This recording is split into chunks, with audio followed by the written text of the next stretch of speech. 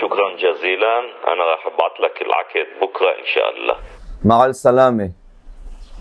Ah, Entuhon.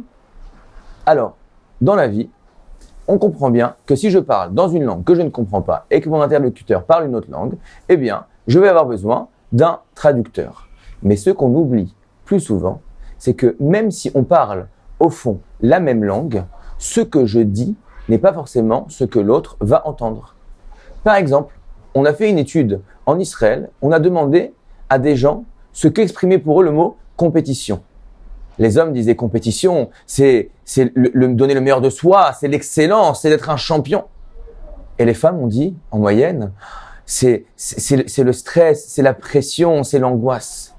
Donc si je vais dire, venez, on va faire une compétition, eh bien peut-être que pour un homme, ça va lui donner du punch, et pour une femme, au contraire, ça va l'angoisser et lui empêcher de donner tout ce qu'elle a à donner dans sa tâche.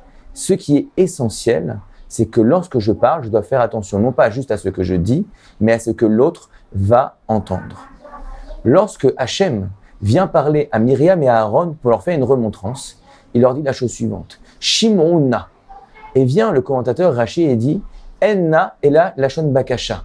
Hachem leur dit s'il vous plaît, écoutez-moi. C'est-à-dire que c'est à celui qui parle d'être capable de mettre les formes pour que le destinateur soit capable d'écouter ce que je veux lui dire. Et on verra que si je suis capable de me projeter un petit peu, de savoir au fond qu'est-ce que l'autre entend lorsque je lui dis ce que je lui dis, eh bien on sera capable d'avoir une communication qui va être bien meilleure et on va être capable de faire passer le message que l'on souhaite faire passer. À la semaine prochaine.